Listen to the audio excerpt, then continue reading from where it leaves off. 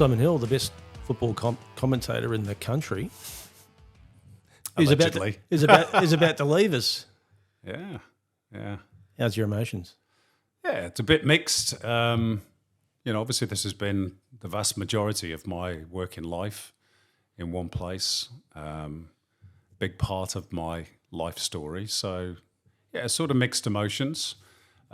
Sad to leave, but as I keep telling people, I'm not retiring, I'm not dying, I'm just moving. So hopefully the start of the next chapter, which will probably look a bit different, but hopefully, there's some more excitement to come. We're actually doing this podcast from your apartment. There's boxes everywhere, things are boxed up, but no Cello, the dog. Yeah, no, the dog is at my partner's at the moment. So I think he would have caused too much mischief with all the cameras and stuff around. So, he's out the way for a little while. Yeah, you recently came back from China. Probably not the best time to do it, was it? But, but it was a work-related trip. Tell us about that.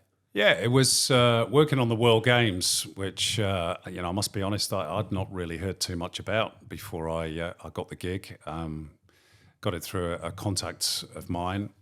It was an interesting experience, calling different sports, doing billiard sports, snooker, pool, and Carom billiards, which I'm now an expert on. So, yeah, it was different. China's not always the easiest environment in which to function professionally, but I was glad I did it. And obviously, now I'm a freelancer. Those are the sorts of gigs I've got to look to pick up because I've got to pay the bills like everybody else. Well, I think we got a bit of video of this. We'll go back to the pictures first. The big crew there. And what's the next one? That Ollie. That's Ollie. That's Ollie Hogburn. So that was us doing the closing ceremony in Chengdu. I can tell you that just slightly before that picture was taken, we had the biggest monsoonal deluge of rain, and we thought it was actually going to be either cancelled or at least delayed. But it dried up just about in time. So, that's us in the tiniest of commentary cabins overlooking the main stage. He's a real pro, isn't he, Ollie? Ollie's a legend. I met Ollie at the Asian Cup in 2024 in Qatar.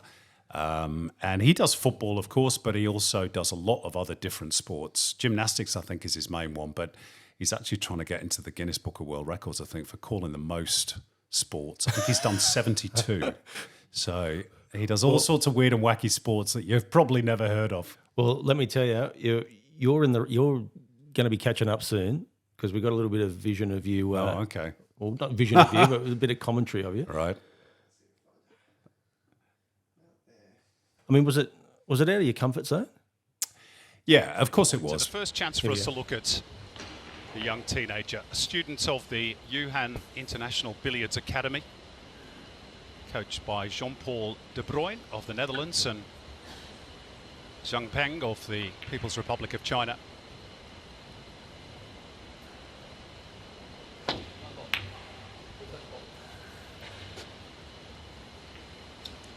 Chiale. 0. This opening inning passes without troubling the scoreboard. I was looking for pockets. Was that the hardest thing, just even learning? Pockets in Carom billiards. Learning these games. Yeah, I mean, obviously Carom billiards was something that I was not particularly familiar with. Snooker and pool a bit more because, we've all played those games as kids. But, this was something very different. And you score a point by caroming. It's the French word for cannon. The three balls off each other. The cue ball has to hit the other two balls along with three cushions or three rails, as they call it, to score a point. So it was fascinating. And to be honest, out of the three sports, I played the other two, but I'd like to have a go at Carom billiards. And it's a very technical game. You'd be struggling to find a table anywhere here, wouldn't you? Well, I'll let you into a little secret. As I was preparing for the World Games, I obviously didn't know a lot about Carom billiards, so I called the Australian Billiards Association to try and get some information, and they said, "Nah, sorry, mate, never heard of it. You're on your own. You're on your own. You're on your Pat Malone. So there we go." But I mean, as far as sports are concerned, you've commentated football. How many other sports have you done before this?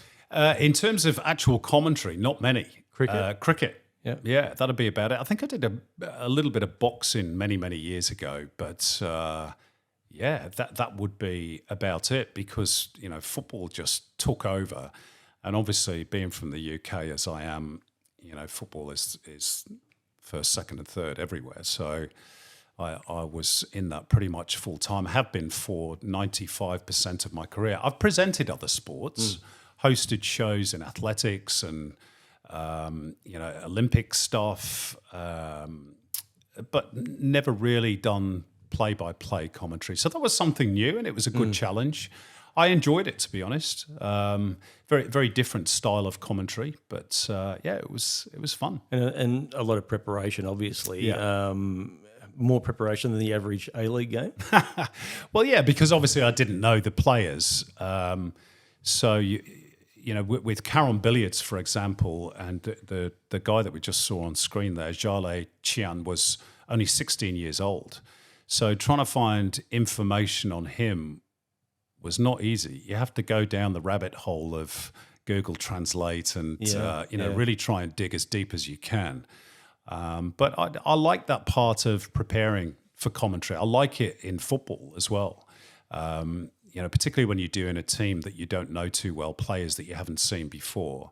I enjoy learning about different players' backgrounds. So, yeah, it was fun. Now that you're leaving Australia on a new frontier, you feel that there's something like that could stand you in good stead down the track in regards to being so adaptable to other sports? Well, I hope so. Obviously, as I say, now I'm a freelancer. I can't afford to be picky and choosy if I want to pay the bills.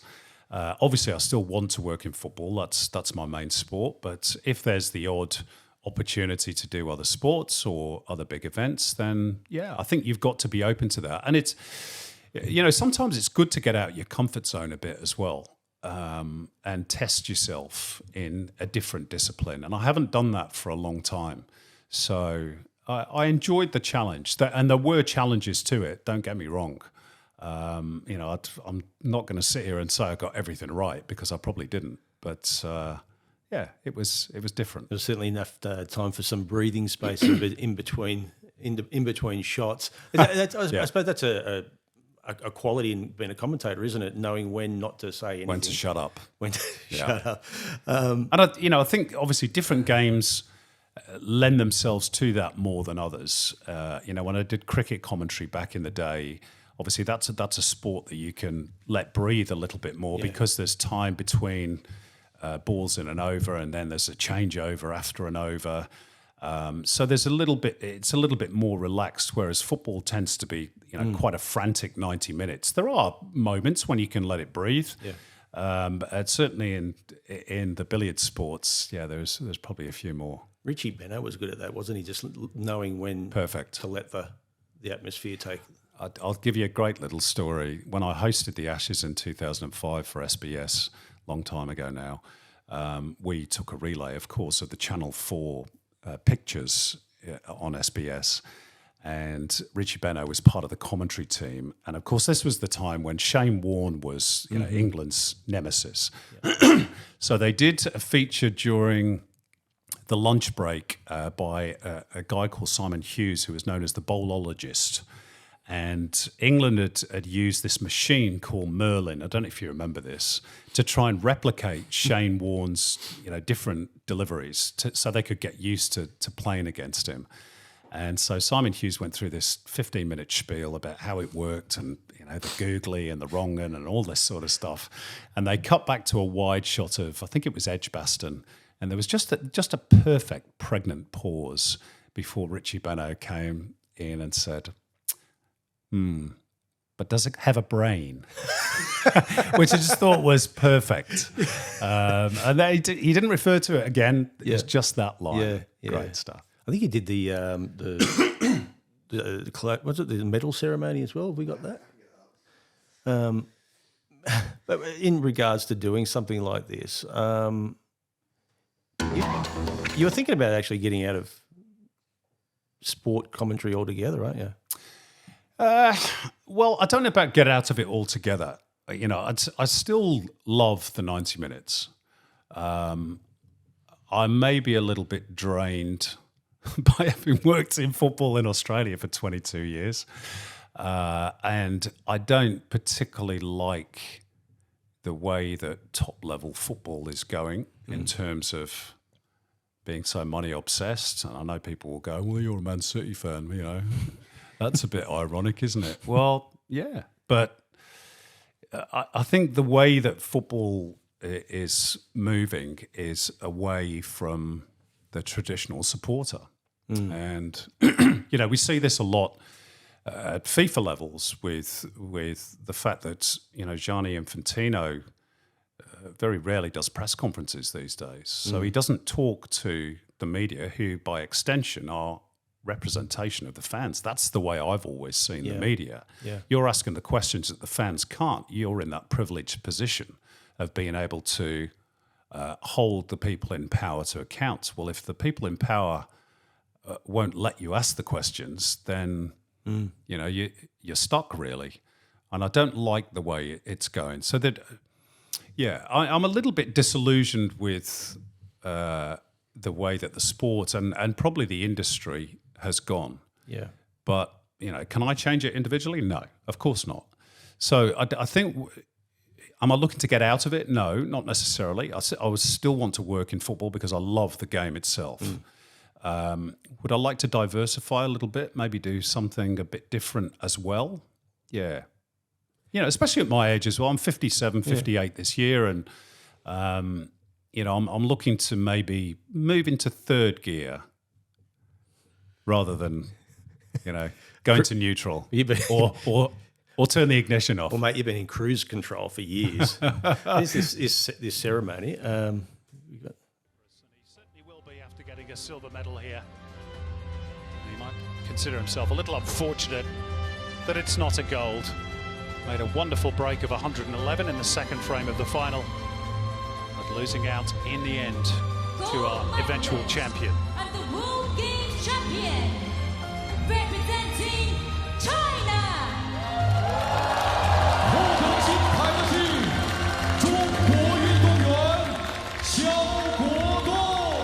There he is, Xiao Guodong, 36 years of age, from Yuzhong. Had a great 2025, named Snooker's Breakthrough Player of the Year. That after winning his first event in 17 years as a pro when lifting the Wuhan Open in 2024. He's the world number 13, and now he's the World Games champion. Now, that's an upset, isn't it? Number 13 in the world, he's all of a sudden the champion. I think the thing on everyone's lips is, do you think he was on performance-enhancing drugs? Well, I mean, you say, you know, it's a surprise that the world number 13 wins the event, but actually, and again, this is what your research tells you, the World Games is normally contested by players in the billiard events that are just slightly below the top 10 or the emerging talents. So it's perhaps not too much of a surprise. The player he beat in the final, Michael Georgiou, who represents Cyprus, is actually from Forest Hill in East London. I actually heard but that. he's obviously of Cypriot, you know, background, and I think he's world number 46 or something like that. So, yeah, it was interesting researching all these guys. It was fun. Oh, very it was. When you mentioned you're looking at maybe diversifying into other sports, here's a hypothetical, just before you go. Channel 9 gives you a call. We want you to be the NRL commentator, the plum commentary spot. Name your price, Simon. No. You still wouldn't do it. No. No, it's all the money in. It's just that, look, you know, it's not my sport. I don't watch it. I don't know anything about it. And, you know, bizarrely enough, I grew up in a rugby league area in the north of England, but it's just neither code of rugby nor Aussie rules. Anything with an oval ball, sorry. I already cover the greatest football code in the world. So why would I go for I just thought second best? You knew nothing about Carom billiards. I just thought you might want to do. But here's another thing. Like, I mean, if you decided to get out of broadcasting, what do you think you would do? Well, that's a good question, Katie, and one that I don't have the answer to. So, you know, that's part of the reason, obviously, why I want to carry on. But I also still love the sport of football, particularly. What would I do otherwise? I don't know. You know, maybe go and work for a charity. I make my leather wristbands, which I make enough money out of that to keep me in broadcasting. So I don't know. I'm open to whatever comes in the next chapter. I hope that football and broadcasting is still going to be a part of that, but it doesn't necessarily need to be the whole part. I think when you've lived and breathed a game as long as I have, there does come a time where it's not that you get tired of it, but you don't want it to be the only thing in your life. And it really has dominated my every waking hour and thought for the last 30 years. And 99% of it, I've loved. I wouldn't change it for a moment. But, you know, there are other things in life. There are other things to enjoy. And I think as you get older, you know, you're not too far behind me, Kate. You'll know this. You start to look at your life in a more, oh God, I'm going to use this horrible word, holistic way. I swore I'd never use that word. But, you know, this is going on YouTube, so it's there forever now. Yeah, thanks, mate. You know, you look at bigger picture stuff. For me, that's spending a little bit more time with my parents who are elderly in the UK. Yeah. It's maybe, I've got a set of golf clubs downstairs that, you know, they haven't seen a patch of grass in probably 10 years. I've got, you know, the music stuff that I do. I've got a couple of bands back in the UK that I'm going to link up with again, and you know, I want to get a little bit more involved in that. So that I haven't had time for any of those things. Not so much, you know, physical time, but mental headspace to get involved in those things. And I want to do those things before I get too old. Otherwise, you tend to lead a rather one-dimensional existence. And that's why perhaps I felt it was a bit of a time for a change. One of the reasons, anyway.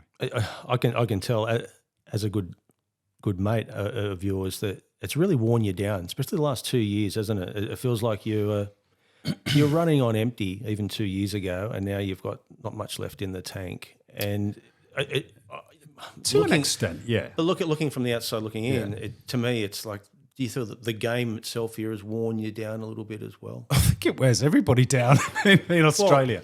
It's not just me. Well, what I'm saying is that if the game was in a better state, would you be leaving right now?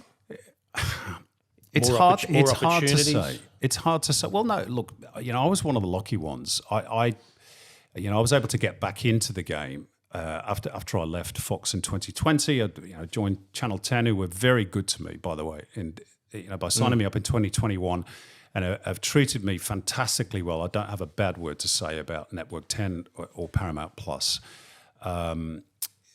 But the game itself, it felt like it's a series of boom and bust, boom and bust, boom and bust.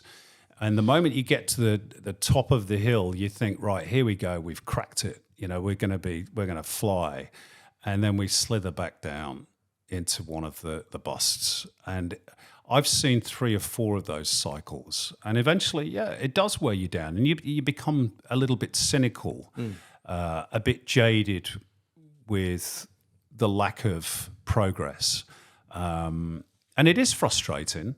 And you know, I feel that maybe I'd given as much as I could to that cause. I mean, obviously, I'm a very minor part of it. I'm just a broadcaster. But, you know, as one of the voices of the game, obviously you have a part to play. And that from an audience point of view as well, sometimes it's good for the audience to listen to different voices as well. Maybe it's time for the next generation. It might have a different, idea as to how to hold people to account, or better ideas to improve this game here in Australia. I'd beaten away at that door for a long time. We all had, lots of us, not just me. And, you know, we have bits of success and then it fades away again. I mean, it does become frustrating. I mean, only 10 years ago, 2015, we were Asian Cup champions on a high. Did you envisage how it would go? You know, probably more on we're talking domestic level, really. Aren't we here? And even way back, when you started at Fox. The A-League was flying, Del Piero, all those times. And it's almost like, how can it go from there to here? Yeah. Well, I mean, even more recently, the World Cup in Qatar in 2022 or the Women's World Cup in Australia and New Zealand 2023, two huge moments for the game in this country. You remember, people at Fed Square in Melbourne and public events in Sydney, Brisbane, thousands of people on the streets cheering the Socceroos to the round of 16. And, we got back and thought, wow, this is a big opportunity now because the whole country was engaged with the game. And within a week, we'd taken a double-barrel shotgun and blown our foot off with the sale of the grand final. And there are moments like that. And then, of course, we had, Bucketgate and the Melbourne Derby, and you just think... Yeah. If there was cups for cock-ups, Australian football would be world champions. We've done the treble. So it is frustrating. And all you can do as a broadcaster, and a lot of people involved in the game think, you're just a commentator. You should just be a commentator. Hey, in an ideal world, I'd love to be just a commentator. But in an industry as small as the Australian football media industry is, you have to be more than that because the slack is not taken up by anybody in the written press. So you've got to have opinions. It's incumbent upon you to be a voice of the fans. So yes, I did speak out against the grand final decision. And, sometimes that it's hard to do because you're working for a broadcaster that has a professional relationship with the people that you're criticising. So sometimes you have to go with your gut a bit and say, well, I'm sorry, but I've got to speak out because otherwise you become complicit in these decisions by your silence. And it's not always easy. You've got to pick your battles because there's a lot of them in football in Australia. So you can't go after every little thing or you just become known as a troublemaker, refusenik. So you've got to be careful. And it's wearing. It's a big responsibility. I haven't borne it alone. There are certainly, others both at Channel 10 and within the football media industry in Australia who bear that burden as well. And we don't get a lot of help. So it does become exhausting. I think, look, far be it from me to steal a quote of Ange Postecoglou and use it as my own, but his reasoning with this quote, I can certainly empathise with. When he left the Socceroos gig in 2017, he said, Australian football and I need a break from each other. And I feel that very strongly. Yeah. Sometimes, on both sides of the equation, I need a break and perhaps, Australian football needs a break from me as well. Do you feel that... leaving now, I mean, you probably could have stayed here and got another contract with 10. Yeah. But do you feel now, just the way the state of the game is now, there's still opportunities in England. You may as well go and do that because you don't know what's down the track here? Well, it's hard to say. Are there opportunities in England? Yeah. Is there a lot more competition in England? Yeah. So there's no guarantee that I'm going to walk, over there and land myself loads of great gigs. There's a few people here who think that is just a formality, and it's really nice of them to think that, but it's not necessarily going to be the case. I've been out of sight, out of mind for a long time in the UK, and some might be sort of aware of my work in the A-League and with the Socceroos, blah, blah, blah, but it's going to take a bit of time, and there's no guarantee. So, I'm taking a big risk. But have you been offered a gig to commentate in France? No, not offered a gig. I may get some games calling Ligue 1 in France, but again, that's not guaranteed. I may get some games calling Football League in England. I've had those conversations, but again, that's no guarantee. Yeah. So until I get there and put boots on the ground and say, here I am, I'm ready to work, I won't know. And it could be great. it could be the best thing I've ever done.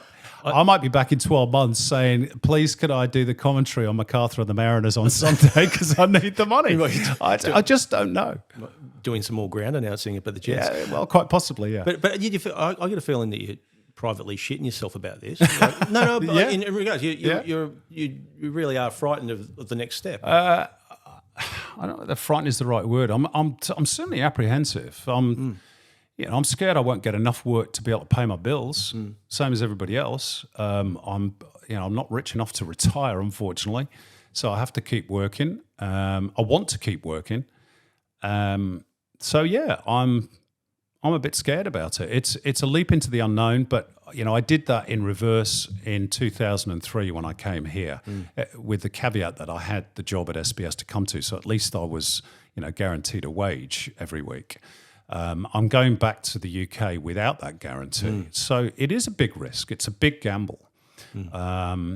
Whether it will pay off, only time will tell. But I felt if I didn't do it now, I'm 57. I think once I get past 60, I think I might even be viewed as being too old now in commentary terms. I don't know, but I think once I got past 60, that might have ticked over to another level. So I felt it was sort of now or never, really, if I wanted to go back and work. Otherwise, I'd have, probably, stayed here until I retired. You mentioned about, pushing the envelope in regards to, keeping people accountable. And it's hard, again, when you're working for someone within a game, criticising. Was there a time when, say, Football Australia, have muzzled some people on the panel in regards to some of the comments that they've said in the past?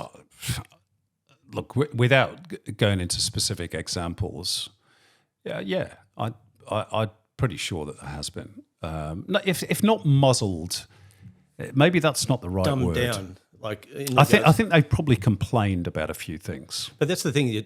You're on this.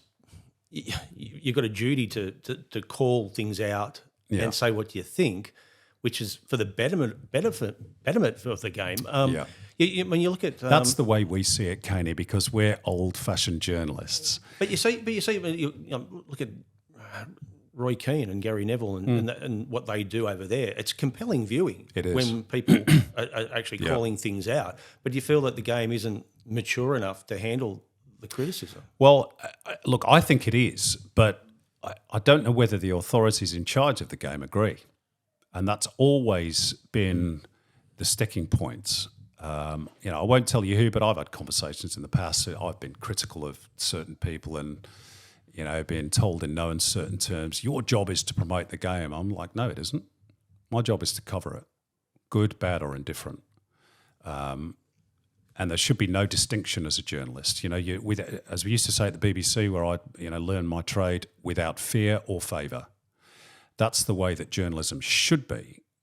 These days, it's a completely different beast. Completely different. But the thing is, too, is that you're the number one caller in Australia, the voice of Australian football, and you're getting told to keep it down. Well, so what chance has anyone else got? I probably got away with more than most because of that, to be honest. But you're right. What chance has anybody else got? Yeah, it's not easy. There is always going to be a tension, and particularly when you work for the broadcaster that has that commercial relationship with the body that you are criticising.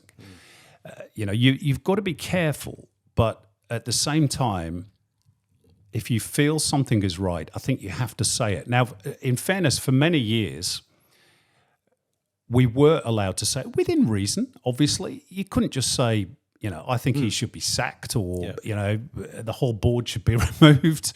But you could criticise to a certain degree and not just get away with it, but be supported editorially because people trusted that you knew what you were talking about to hold that opinion, even if they didn't necessarily agree. I think what's changed is the media landscape. Today we have virtually no football media left to do the criticising in a professional sense. And secondly, the whole media, and this is not just an Australian issue, this is globally, media has become more of a business partner with sport. So therefore, a lot of it is seen as essentially paid PR. Now, there's always going to be an element of that. And people say, you know, is your job to promote the game or is it to criticise it? And I say, well, it's both. It has to be both, particularly in a country like Australia, covering a sport like football here. You've got to be all things to all men. It's not easy to do. You want the game to succeed, but I think by being honest about its failings, you actually help that process. The issue is, of course, you're bucking against the people who hold the purse strings, and ultimately they have the final say. I think we got some tributes for you throughout this. Have you? Yes. Wow. Got the first one coming up, but here we go. Hey Simon, it's Ray Gatt here. I just want to thank you for your friendship over the years and for the many chats we had regarding our game, its problems and how to solve its many problems. But more importantly, I want to thank you for your contribution to Australian football in general. You've been an outstanding voice for our game, often standing up to the criticism and the anti-football sentiment from many parts of the biased mainstream media. But as a properly trained journalist, you were also never afraid to kick our game up the arse when it needed, which I'm afraid was very often. Simon, you're going to be greatly missed because we have lost a voice of reason, a true believer.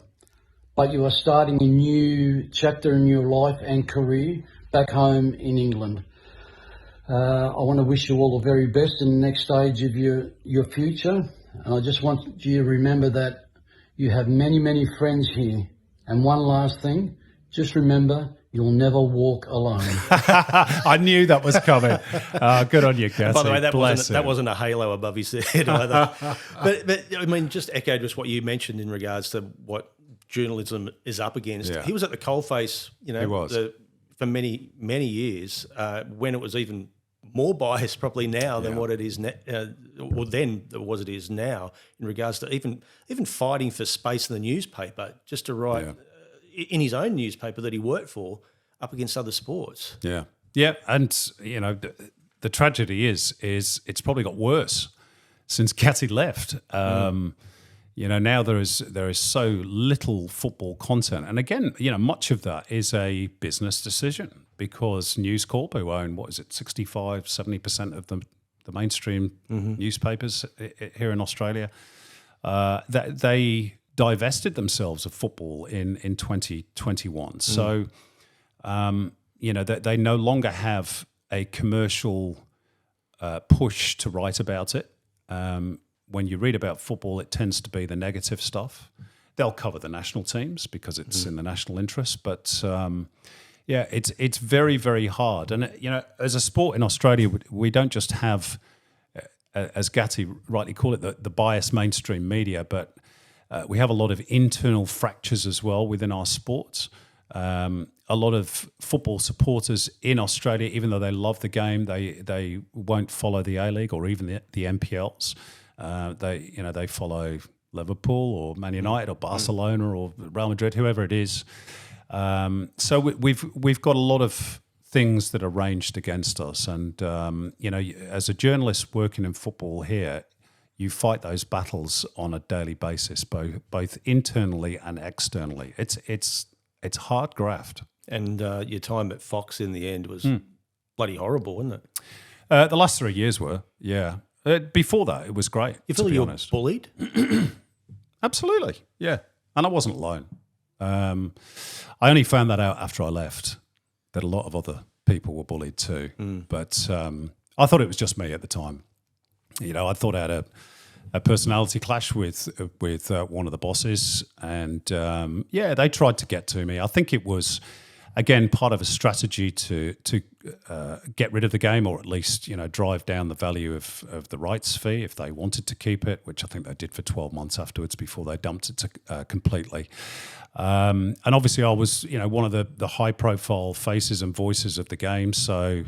Yeah, they tried to get to me, and you know, they'd write things in the Daily Telegraph about me, and there'd be snide comments on social media from people in official positions. It was pretty nasty stuff. Yeah, but it was I think it would. Sorry, just to finish that point. I think, when you're growing up as a kid, your mum always says to you, "What do you do to a bully? You stand up to him. You don't cower away in a corner." So I was absolutely never going to just sit there and cop it. I said plenty in the aftermath, and I was very fortunate in that everything they tried to do, I had the support of the football community. Yeah. And I don't think they quite realised how strong that support was. You And I'm forever grateful for that, by the way. You said you were progressively silenced. You weren't even allowed to write for your own website. No. It was death by 1,000 cuts. First I was stripped of my presenting roles. Then some of the Plum commentary gigs started going elsewhere. And by the end of it, they wouldn't allow me to write on the website anymore. Even though my columns, I think in 2017, which was the last year I was allowed to write freely, I was told that they drove the third largest amount of traffic on the Fox Sports website behind, I think one was a cricket writer and one was a rugby league writer.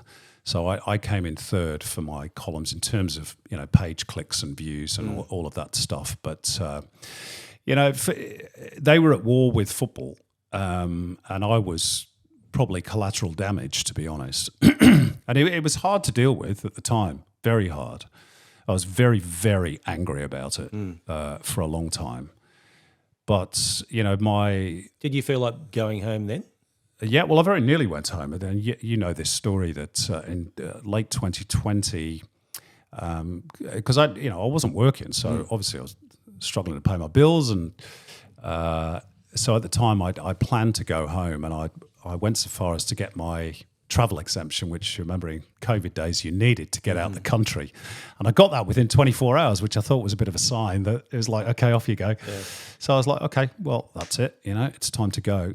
And I think I was actually looking at flights and removal companies and all that sort of stuff, getting things in train. And then the second big wave of COVID hit the UK, and they went into this big lockdown. And if you remember at the time, we weren't vaccinated because the rollout was a bit slower in Australia. Yep. So I thought, am I going to go back to the UK in the middle of winter into a lockdown without a job, unvaccinated? And it didn't seem very appealing at that point. So I thought, you know what, I'll wait a while. I'll ride this out for a couple of months. I'll go in February. That turned into March. And by March, April time, that 1-year deal with Fox was coming to an end. And I was starting to get one or two little whispers, just hang around, just wait and see. There's going to be a new TV deal. We'd like to have you on board, all that sort of stuff. So I decided to stick it out. And look, I'm really glad that I did, because the last 4 years, and I can say this hand on heart, have been the happiest in terms of my working life and the people I've been working with at Channel 10 and Paramount Plus. They were truly fantastic with me. And it gave me the opportunity to finish off my career in Australia in the way I wanted to. So I'll always be grateful to them for that. People that you didn't get too much feedback from was the APL. Just the governance of the game in regards so many poor decisions. I feel like I think you mentioned before, like shooting yourself in the foot. Again, another organisation that sort of doesn't want to take criticism and rather bunker down. Unless that changes, how can it change? Yeah, I don't know whether it's going to change, to be honest. I mean, again, using Gianni Infantino as the example, and I think every football body in the world is sort of taking a lead from that you don't have to speak to the media these days. You can just ignore them. Now, in a football country such as England or Germany or Spain, that doesn't matter, because football's still going to dominate the back pages. But in a country like Australia, I think you have a duty to speak publicly, at least, on the odd occasion. Now, Stephen Conroy, I think, has spoken once to the media since he took over the role as chairman of the APL. I don't think that's enough, but I think to be fair to the APL, I think obviously, and I've got the greatest respect in many ways for Danny Townsend because again he was very good to me during that year when I was out of work. But Danny was very approachable, very media friendly, and obviously the way it turned out.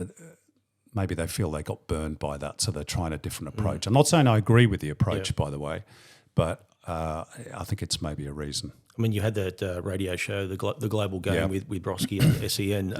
How many times would you have asked for requests to, say, speak to Nick Garcia? Well, I've said this publicly that we made 4 requests to get Nick Garcia on the show in the last year of its life, and for whatever reason, we just couldn't get it. First of all, it was because the AGM was coming up and they didn't want to prejudice the AGM, so okay. Then it was the AGM's only just happened and we need to set policy. I can't remember what the reason for the third time was. And the fourth time, I think he did actually agree to come on. And by the way, I like Nick as a person. I've got no issue with him. Again, this is all purely professional stuff. The fourth time, I think they wanted to, this is not Nick personally, but I think APL wanted to have control over some of the questions. And I wasn't, or at least to take some of the questions out that they didn't like. And I wasn't going to go with that. So I said, okay, we'll leave it. I mean, they burnt through over, $100 million. Silver Lake money. Keep up. It's almost like they're on the right track in regards to doing that, but to spend so much money in different areas was the wrong way to go. Well, look, in fairness, it's easier to say that with hindsight because we're sitting where we are today and we know that Keep Up hasn't worked. At the time, I remember thinking that Keep Up was a good idea because we've just talked about this. The mainstream media, particularly the News Corp aspect of it, were not going to cover football in any great depth. So where was that coverage going to come from? They had to generate it themselves. And they employed a lot of good people, good football writers, good football content makers. The execution, you can certainly say that it didn't go according to plan. The app was clunky. It didn't, even the name Keep Up. I remember in the first couple of months of its iteration, Google searching A-Leagues and Keep Up didn't come up. It wasn't linked to that's the basic, A-Leagues. But that's basic 101. Well, I mean, the obvious thing would have been, to keep aleagues.com.au, which of course is what they've gone back to now. I thought it was cosmetic change that was unnecessary and confusing for people. I thought the same about going from A-League to A-Leagues and changing the name of the W League to A-League Women.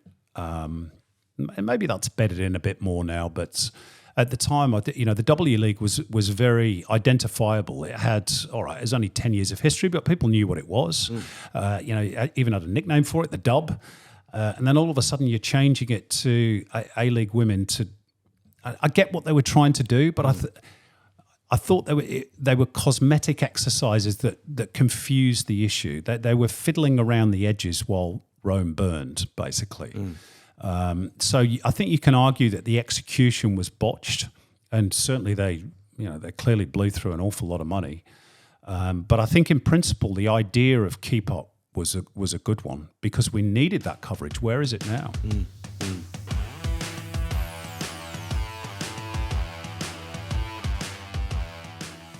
At Elk Architecture, we don't just design buildings, we shape the spaces where life happens.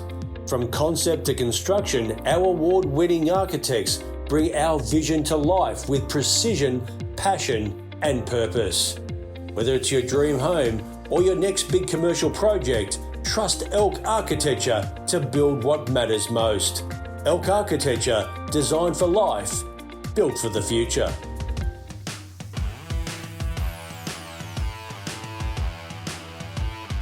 Just getting back to the transparency again, I mean, when you've got an organisation that doesn't want to even answer basic questions to a football pundit, big business that want to be involved in places like this probably go, well, this is the way they do their business. Why we don't want to be involved in I don't know. I don't know because, you say big business. Well, look at some of the people who run the football clubs. They are big businessmen. Well, I think they quite like the fact that they don't have to be scrutinised anymore. Even Frank Lowy back in the day would hold press conferences because he knew he had to. I'm sure he didn't particularly like doing them. But these days, and particularly with a lack of football media to actually demand a press conference, they just don't do it. What I meant... nobody holds them to account because there's nobody there to do it. Reel it back to when the Football Australia were going to announce some new clubs, franchises into the A-League.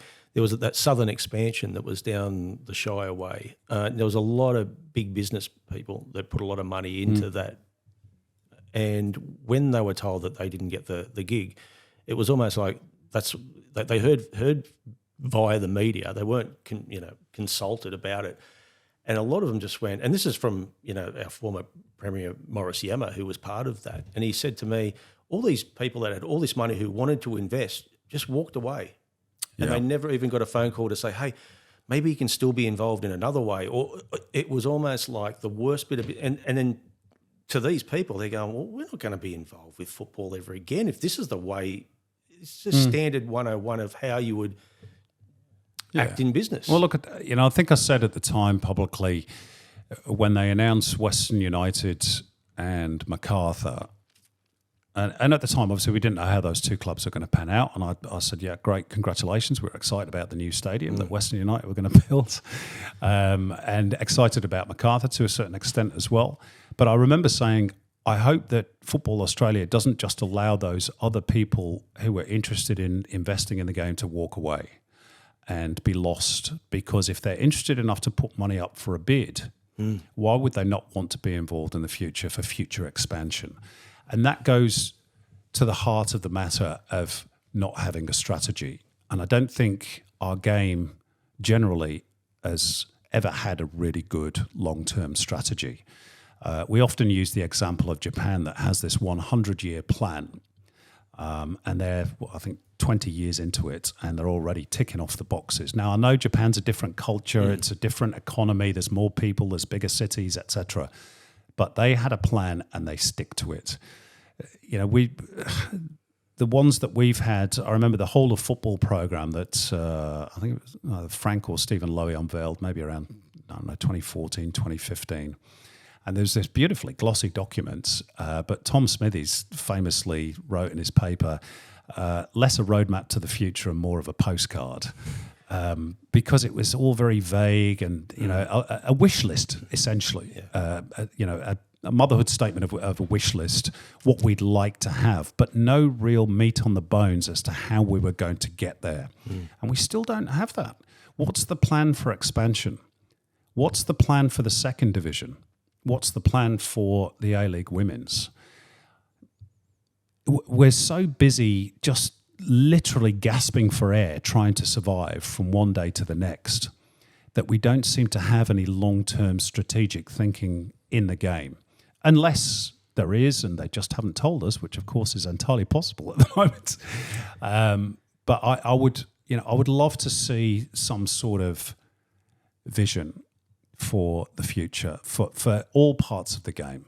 But it would also depend on all parts of the game actually working together. And as we know, that is a very difficult thing to achieve in Australia. Has anyone from the APL reached out to you and said, thank you for your contribution to the game? Joseph Esposito did on behalf of the APL. He was one of their media team. I think he's now with Brisbane Roar. So he said some very nice things to me and presented me with the grand final match ball and a card and a bottle of wine. So yeah, that was very nice. In terms of the people on the board, no. Disappointing. Look, they're under no obligation to get in touch with me. It is what it is, and I understand it in a way because I've probably been one of their most vocal critics over the last couple of years. They're probably glad to see the back of me in some ways. But that's the gig. I'm not upset or angry about it. It's just the reality of working in the game in this country. I have to say, look, in mitigation, Football Australia did reach out, Anta Isaac, and they got me a very nice going away gift. So, and that's not to point fingers at the APL and say you should have done the same. They gave me the grand final match ball, which is a lovely gesture. So, maybe that's on behalf of the board. I don't know. Well, Football Australia, we've got someone else that's decided to give you a going away message. Hey, Simon. Thank you so much as a board member of Football Australia, but more importantly, as a fan of football who has admired the work that you've done for 20 years or more. You've been an inspiration to the sport. You've held us to account in the right way. Your arguments and your advocacy have been fair and balanced and always coming from a good place. The legacy you leave in this game is enormous. We respect you for it. We thank you for it. And we look forward to hearing more about what your next adventures look like. But please know your legacy here will always be cherished. Thanks, mate. That's lovely. Thank you, Joseph. He's a good one, isn't he? Yeah, that's a really nice thing for him to say. Yeah, because we've crossed swords at various times. Yeah, but, and with him, you can give him some criticism, but he doesn't hold a grudge. He takes it. Yeah. He gives his advice back on why he may have done something or the board does something. But again, he'll still talk to you if you send a message to him. And where there's other ones that would just go, yeah. Gone But for again, life. I think that's just the game, isn't it? And people react in different ways to criticism. And I want to stress this again that I hold no grudge against APL, and they were very kind to me on grand final day. So I'm sure that was on behalf of the entire board as well. We're talking about also other, I suppose, networks that are like dishing it out to football. Even when I was at Channel 10, I've got to say, this is before Channel 10 had the rights to the A-League, and I was a real advocate for football, and I was the rugby league reporter, and they always used to say, why are you pushing this other code for? And I said, well, why not? I mean, it's not like we've got the rights to the rugby league. Well, at the time, we didn't have rights to anything apart from the Wallabies and supercars. But I remember there was a live cross out the front of the grand final. It was Sydney versus Melbourne Victory. And it was about 1 minute before I was going live, and the producer got my ear, and I think it was at the time when the active supporter groups were walking towards the stadium. And they said, Michael, you've got to mention that there's been a flare. There's a flare. And I said, right, what was it thrown? Did someone get hurt? No. There's a flare. And I said, well, unless it's been thrown in anger or someone's been hurt, there's an incident, there's no story here. They said, no, you have to mention this on air. There's been a flare. And I didn't mention it. Ouch. And didn't I get my ass kicked when I got back? But I thought, what, but this is the funny thing about it. I mean, I know obviously Channel 10 have got on board with it, but they were like that before that. And it's really, it's when a network wins the rights to a sport, they change their opinion, obviously, of the sport because, and even there's people there that didn't really like football when I was there, and now because they have to work on it, all of a sudden it's all good. Well, look, this is, we all know that this is cultural, not just in Australia, but within Australian media circles, and if you're growing up in an environment, which most people did here, where football was not a major code, where football was seen as being full of ethnic hooligans. Sheilas, wogs and poofters. Exactly. I mean, hence the title of Johnny Warren's autobiography, that title. Now, I've only lived here for 22 years, and it annoys the heck out of me. So goodness knows, those of you had to live there your whole life and put up with this stuff. But it's hard to change, particularly when it's reinforced in a modern era. If you've ever read Ian Sisson's book, and I quote from this a lot, the vanishing history of soccer in Australia, the game that never happens. These arguments that you read in the newspapers and hear on the TV, these stories, these go back 120 years. They were writing the same stuff 100 years ago. So it perpetuates itself, and it's another barrier to the game's success here. We've got a couple of stories that we're going to watch back to back, which pretty much sums up the way other networks can report. Well, we are just over halfway into the NRL season, but Bulldogs fans are already celebrating like they've won the premiership. Last night, parts of Belmore was shut down as hundreds of supporters poured into Burwood Road after their triumph over Parramatta. The Bulldogs are on top of the ladder and their fans are on top of the world. A victory over Western Sydney rivals, the Eels, led to wild celebrations in their beloved Belmore. Parramatta, we send you to the midnight. Police could only stand back and watch as the crowd and a convoy of cars took over the street. There were drummers and dancers.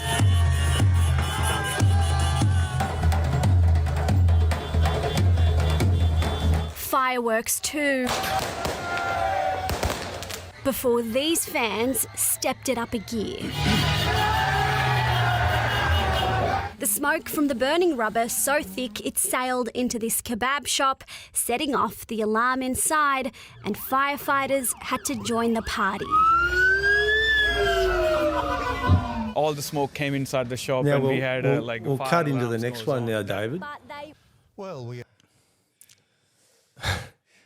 I can see your face says it all. I mean, I've seen that. I know, but we just. Good evening. Angry police have vowed to track down the troublemakers behind the pre-match riot that marred the A-League Grand Final. One officer was kicked in the face, others targeted by flare-throwing fans. Senior police describing Obviously their not actions fireworks. as disturbing.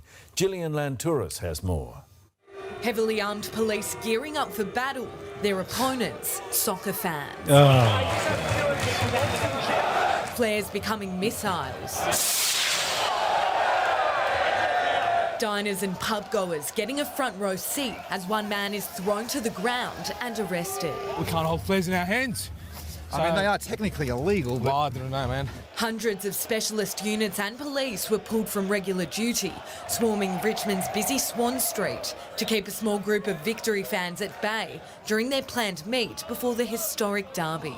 The fans eventually free to march to Amy Stadium. Now, that's just a classic example, Simon, isn't it, of one media organisation. It's gone from a celebration on one, but a riot on the other. I mean, now that Channel 9, Stan have got Premier League, can we see different reporting, do you think? Well, look, I don't need to say anything. You've just seen those two stories. It speaks for itself. But again, it's cultural. It's cultural. So, now that 9 and Stan have got the Premier League, maybe they'll view it with fresh eyes. You would certainly hope so, because they've got a commercial imperative to do so. But this is the stuff that we've been putting up with for decades. I don't know what the answer is really. Maybe to have more people with football backgrounds, not just working in the media in Australia, but in positions of power in Australia, that's going to look at that and go, hang on a minute, that's not right. And I will say, I think there was a story only last week, Jackie Felgate, I think her name is, was on a radio station in Melbourne actually pointing out that, soccer fans get a raw deal here, because we're talking about this incident at an AFL game, and we're sort of, pushing it under the carpet and saying, oh, well, we've got to get rid of this guy because he's spoiling it for everybody. If that happens at an A-League game, it's back page news. So it was good to get that sort of vindication from somebody who's not involved in the game but works in the mainstream media. But to change it totally will require a real cultural shift, and I don't think we're there yet, unfortunately. And we're going to lighten the mood a little bit. I Please got you angry then, I think. I thought you were about to just jump in Resigned. the car and go straight to the bloody airport. After Resigned. That. We've got another tribute to someone who knows you well. You know, Simon Hill is known for a lot of things. Of course, he's famous for his football commentary, and he loves his grunge music, or is it death music, Shimmy?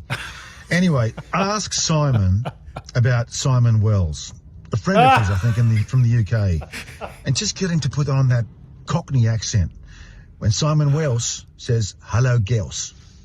He'll explain. Won't you, Shimmy? Oh, that's amazing that he remembers that story. So that's actually he's got the name slightly wrong. It's a friend of mine back in London whose name was Bradley Wells. Probably still is actually, and he'll be amazed if he sees this on YouTube that he's being mentioned. But he was renowned amongst his peer group because he was a good-looking lad, and whenever he'd go and talk to a group of girls, his intro line was always, "Hello, girls, Bradley Wells." And Tomo's obviously, I mean, I must have told that story in, I don't know, 2004, 2005, but it's clearly stuck with Tomo, so good on you, Tomo. Now, he mentioned your love for heavy metal. Yeah. You're with, your band, Green Manalishi? Manalishi, yeah.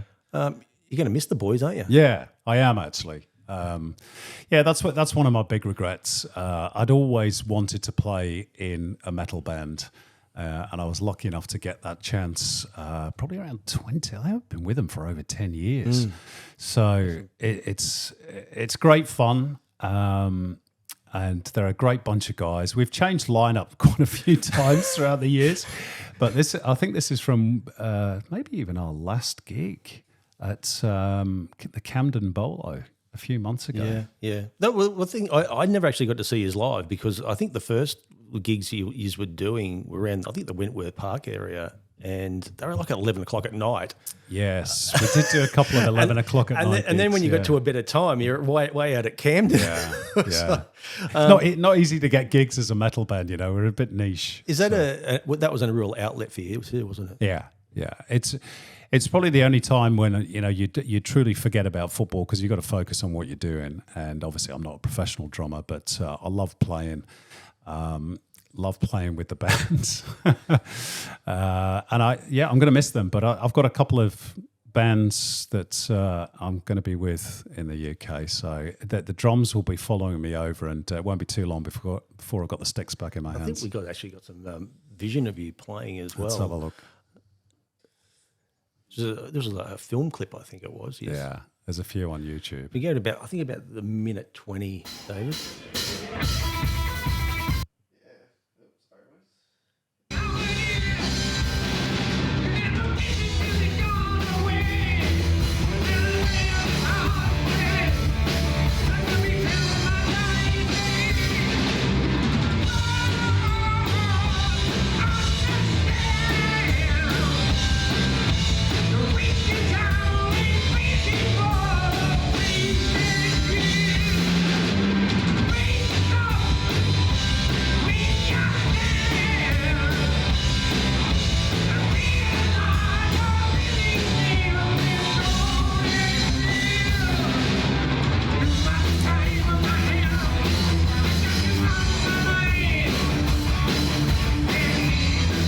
You can see you're really enjoying this, can't you?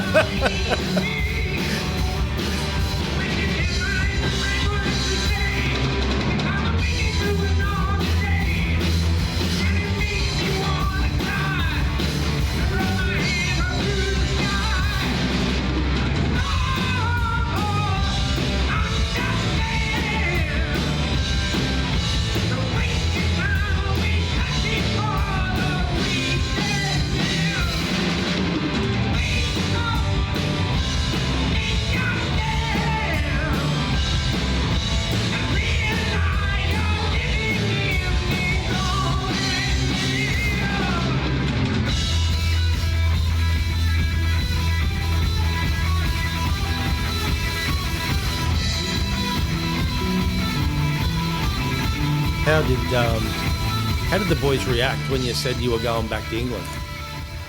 They probably were some of the first to know, because obviously I knew that they would have to, go and find another drummer because they wanted to continue. So, they knew probably 6 or 7 months before everybody else did. They got a replacement yet? They have, yeah. No, I'm history. Oh, I think they're gigging soon as well. So, yeah, next. Well, you can see you pulled the crowds. In regards to doing this, you pretty much got into drumming when you were about 9 or 10. Yeah. Yeah. Your mum was a piano teacher. Yes. Your late sister was into to disco. Yeah. But it was a friend called Russell Reason who put on a record by Deep Purple. Yeah, he's the one to blame. I wasn't much into music until I was about 9 or 10, and then Russell, who was a school friend of mine, invited me around to his house, and he said, "I've got a new record. Do you want to hear it?" And I was like, "Yeah, whatever." And he put on Deep Purple, a track called "Burn," and I just remember just going, "Wow!" Listening to Ian Pace in particular on the drums. He's absolutely, even now, it's a fantastic track. For a drummer, and from that moment on I wanted to be in Pace and I wanted to be a drummer, so I went back home, got a couple of waste paper baskets and turned them upside down, got a pair of my mum's knitting needles and was trying to play the beats. So the next thing I bought, can we find some knitting needles? Oh, here we go. That guy with the red guitar strap is Russell Reason. Wow. So he was in my first band, which was called Molotov Cocktail. This guy with the big mop of curly hair and the checked shirts here, playing guitar, is Michael Bearpark, and he is 1/3 of one of the bands that I'll be playing in when I go back. Wow. So we go back that far, yeah. What was your mum's reaction when you decided to become a drummer and you picked up a second-hand Premier drum kit? Yeah. Well, she wasn't happy. My dad wasn't either, because he was charged with obviously driving me to all these rehearsal sessions because I needed a lift with all the drums in the car. They would have much preferred. Well, my mum in particular would have much preferred that I learned to play the piano, but that wasn't really me. I think my dad often jokes that. Why couldn't you learn the bloody flute? That would have been easy to transport about than your drums. But they've got used to it over the years, obviously. So, Hawkwind's your favourite band? Yeah, one of. Yeah, definitely. You also did a remake, didn't you, with that band as well? Yeah, some of the songs. Well, one of the bands that I'm going to be in with Michael is it's got a few names actually, but one of them is Hawk Flawed, which is because we essentially get old Hawkwind tracks and rework them into our sort of style. So we've done a few of those tracks. You're not the only. You've not got one of those as well, have you? No, I don't think I've shared that with you. Let me tell you, I bloody dug deep this week to try and find something, but I couldn't. No. But you're not the only one in Australian football, are you? That loves their metal. There's a fair few. Clint Bolton, Jackson Irvine, Spencer Pryor. I thought he'd be more into punk. That guy. Oh, Spencer Pryor loves Slipknot. John DeLucia. Yeah, John DeLucia. He actually gave me. I should give a shout out to Johnny. When I left, Melbourne Victory presented me with a jersey with a Melbourne Victory jersey with the Victory V, but also with Iron Maiden on the front. So that was from Johnny D. Clint Bolton is the guy that I probably have the most conversations in football about heavy metal with. Yeah. So yeah. I mean. You always wanted to be a professional muso. Maybe now you've got that chance to slip back in. Might be a bit late, Katie. Do you reckon?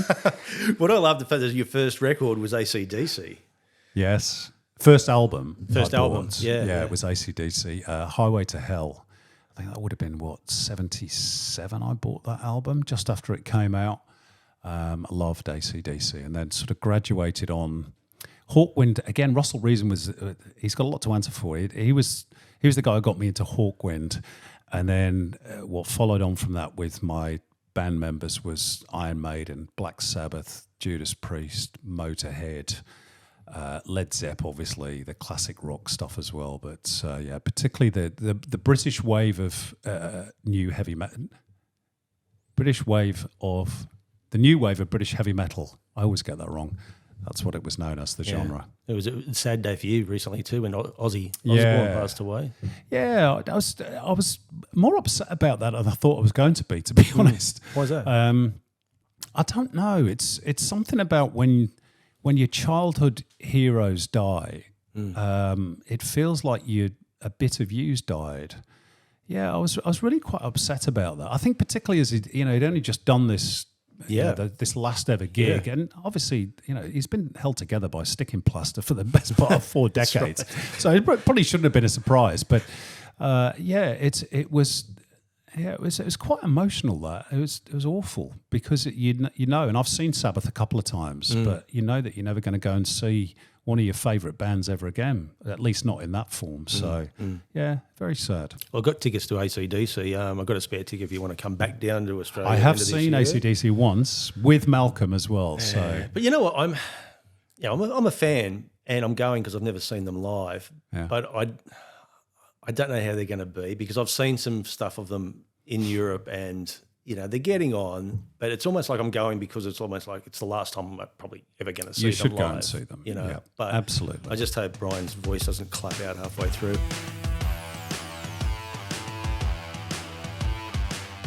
Tired of missing out on the best properties? Stop searching, start winning. At Optimum Buyers Agency, we work for you, not the seller. We negotiate harder, we move faster, we find the homes others don't. Off-market deals, smart strategy, real results. Whether it's your first home or your forever home, we make it happen. Optimum Buyers Agency, your edge in a competitive market.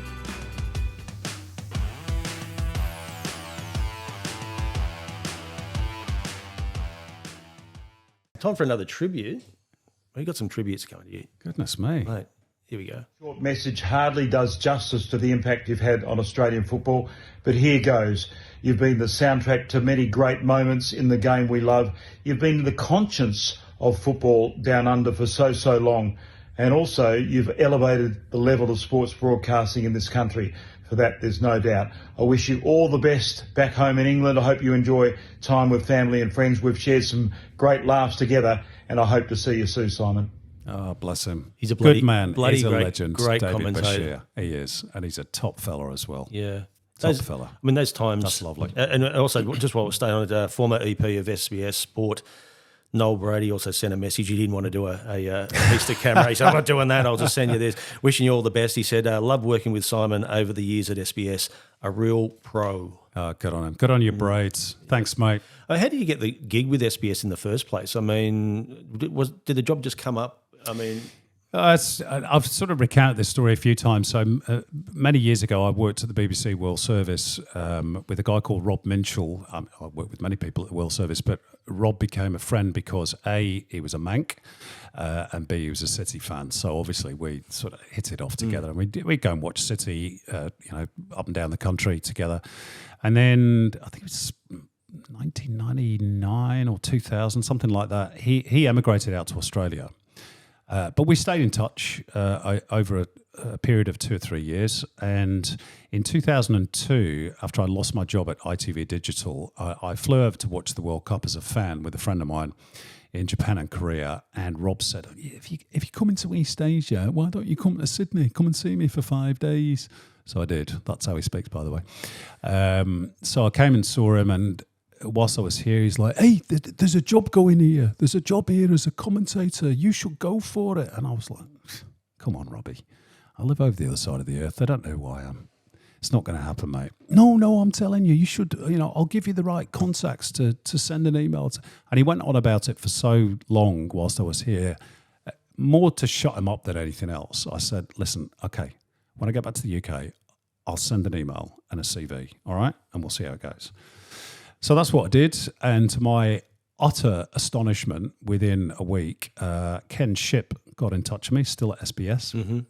Said, look, we've got your CV. We're very interested. I think you've got a great resume. Would you be interested? So I was like, oh, shit. Okay. At that time, I didn't have any ties in the UK apart from my parents. So... Was that a risk though? Do you think at the time? I mean, it was, and I'll explain why. So Ken flew over to have a meeting with me, This was around November 2002. Now, SBS offered to sponsor me to come over, but that process, obviously, with immigration takes, a matter of 2-3 months. And in that period, I was offered a job by Sky Sports as a presenter. Now, Sky Sports was, and probably still is, the preeminent broadcaster in the UK, and they were offering good money. And I went to have an interview, and they offered me the contract, and I verbally agreed to it. I said, "Yeah, okay, I'll send it through in the post, and I'll sign it." At the time, the SBS thing was bubbling along in the background, and really, the thought of the two of them, and I fancied doing something different at that point in my life. But the SBS thing wasn't 100% as yet, because they started to go through immigration. It could have gone, nah, don't think so. So I took a big gamble. I took the contract when Sky sent it through. Took it to an agent that I knew. He wasn't my agent, but I knew him. I took it, asked him could I meet him, showed him the contract. I said, look, is there any, if I accept the contract, if SBS come good within a month, can I leave or am I over a barrel? And he said, if you want to go to Australia, don't sign this contract. So I turned Sky Sports down, which at the time, again, was either, very brave or very stupid. As it turned out, it was the right decision. But at that point, I didn't know that the SBS thing was going to happen. But I was quite keen on the idea of coming to Australia, just, as much for a life experience as anything else. Yeah. So I turned them down, and, thankfully within a few weeks, SBS came good, and I headed out here January 2003. So that's how it happened. I say risk in regards to the fact that obviously Australian football wasn't as big as what it was over there, and to come out, you feel like is it the same sort of risk now? You're going back. It's going 180. The strange thing is that when I came over in 2003, my gig was not to work on what was then the National Soccer League, because SBS didn't have the rights. It was Channel 7. Right. Yeah. So my gig was to work on the World Game, host the Premier League segment, do commentary on the Socceroos. I think they still had the national team games. Yep. They also had the UEFA Champions League. So me and Craig Foster and occasionally others would do a Champions League game a week. Yep. So it was more focused on the European or global stuff or international game that I was brought over to do originally. I didn't do the NSL until the end of the 03-04 season, when the Channel 7 deal was ripped up by Frank Lowy. SBS got a short-term contract for the finals of the NSL in 03-04. And my first game was Marconi Stallions against South Melbourne at Marconi Stadium. 0-0 draw, 40-degree heat. It's just quite a contrast to what I'd been used to. But just when you came out, that World Game department at Artarmon, that was something else, wasn't it? That was a real football department. 100% it was. It was great. And good people, producers, reporters. It was almost everyone. Passionate people about football. And it's it's sad that all ended, really. But, commercially it was only ever going one way once Fox Sports sort of got interested, because football needed the money. But it was sad because, they were, and some people believe still are, that the natural home of the game in this country. They've probably moved away from that a bit now, but it was great because I'd come from a football environment, and even though I wasn't living in a country that was football obsessed, I was certainly working at a network that was football obsessed, and that was terrific. Yeah, we've actually what we were talking about before in regards to holding the game to account and things like that. That's what was happening on that World Game. I mean, even this. I mean, you've obviously seen this a few times as well. But but I mean, TV, I don't have to be there. Your results are standing. Your results tell everything, Ange. Okay, all right. So, Fozzie, your assumption is that I should resign. Is that right? I think you are paid to qualify the team. Then when you get there, you should get. Resign. Yeah, I think you should put your hand up and say, in the last two qualification campaigns, I've failed and I'm paid to do it. That's what you're paid for. So you're saying I should resign. So you're saying I should resign. I think that's your opinion. Is that right? That's my opinion. Fine. So you've stated your opinion. Let's move on. What do you ask? So Is there any other questions, or is that it? Is that your whole medical analysis of it? Well, are you going to? Sorry? Are you going to resign then? That's the next question. No, of course I'm not going to resign. I always put my future in the people who make those decisions. Now, if the people who... we talk about, again, like Roy Keane and Gary Neville, that was compelling viewing. But again... It was. It was, at the time, it was... Rightly or wrongly. I remember it being quite jarring. Personally, I think maybe Les could have come in a bit earlier and just, tried to sort of steer it back in towards calmer waters a little bit. But it certainly made for a big impact, and we could definitely do with a lot more of, if not quite that extreme, of holding to account of somebody in power. Then we certainly need more of that ilk. There's no doubt about it. Yeah. But times have changed, unfortunately. I mean, we had Les Murray in regards to him. I mean, when he passed away, the DNA of the sport really died within that station. It appears that way. I mean, I don't know whether it's 100% true. I mean, kinship is still there, and that they still have some football rights. I think they've still got the next World Cup, haven't they? Mm-hmm. So, they are continuing that legacy to an extent, but it was always going to be difficult for SBS to compete in the commercial era. Once Fox Sports came in with money, the game really had no other option but to take it because it needed it. Mm. And SBS just didn't have it, unfortunately. I was told it, like, whenever it was time when money was handed out to different departments, Les would just turn up and go, "This is how much we want," and the money would come out. But there was no one else to replace that, in regards to that, which is a sad thing. And I worked there for a little bit, and you'd just left to go to Fox Sports, and I remember there was a dartboard and it had your face on it, and there was all these darts. Oh, did it?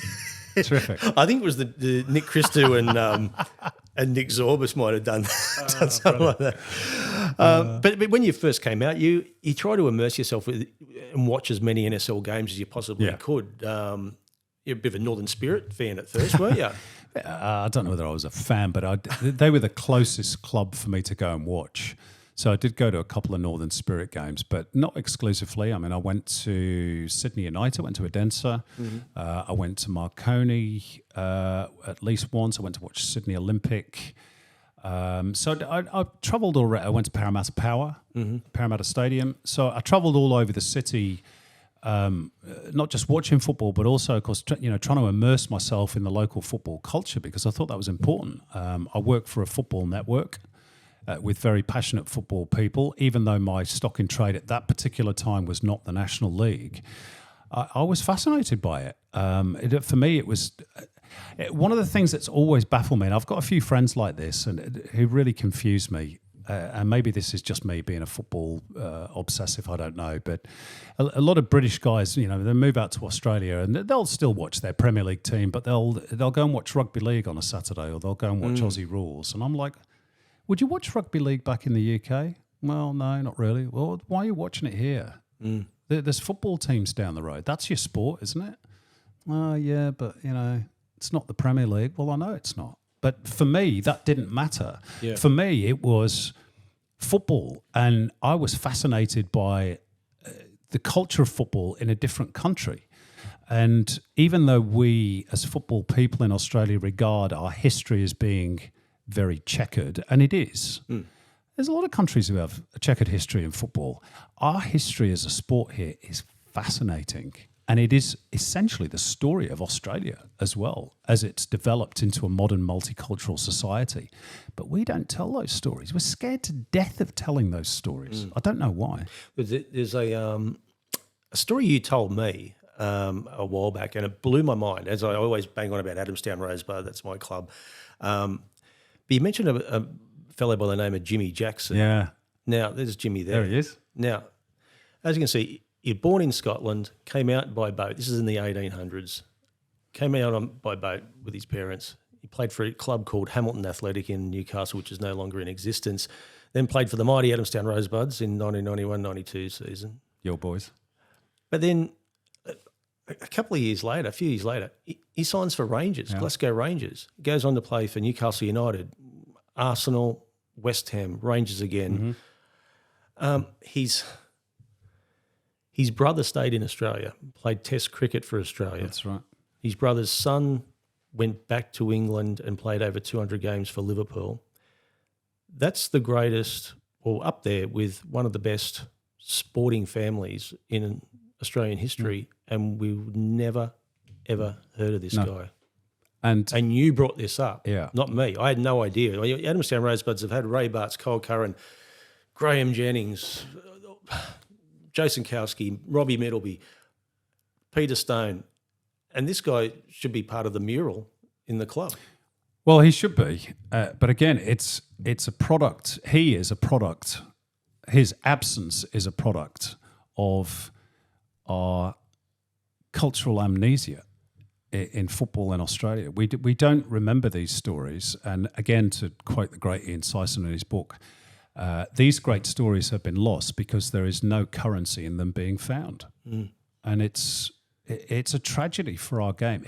Jimmy Jackson is Australia's first ever export in terms of association football overseas.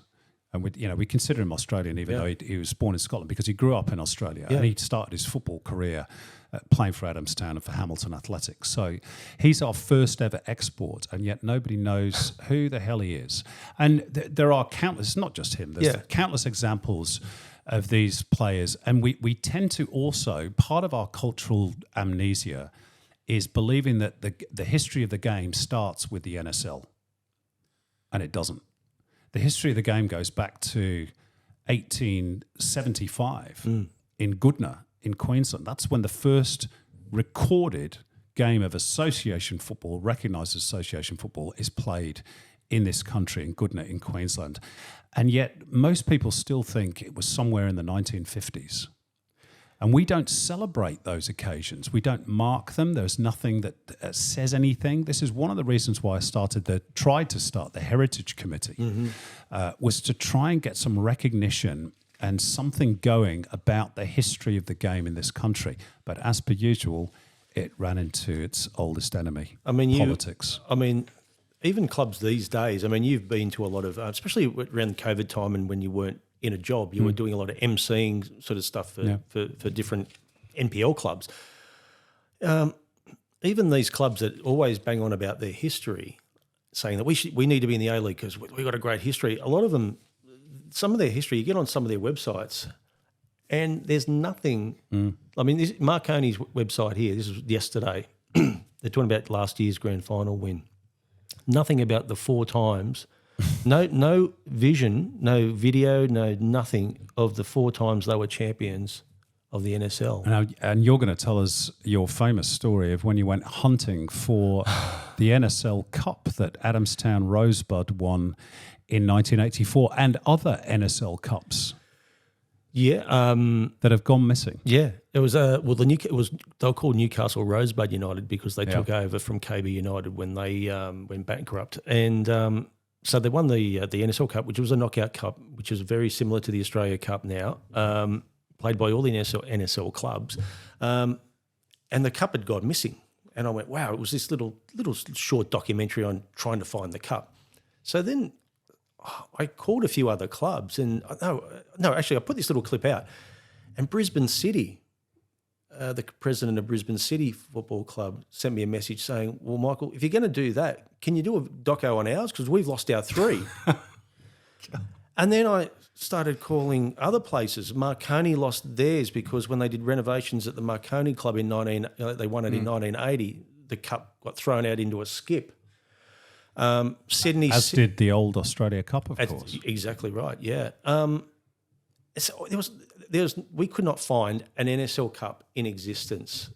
Adelaide City lost theirs, and you sort of think to yourself, how do you lose this is history. Yeah. History. Well, again, it's we don't recognise our history. The amazing thing about it is that the last club to win the NSL Cup was Collingwood, who was obviously linked to the AFL club.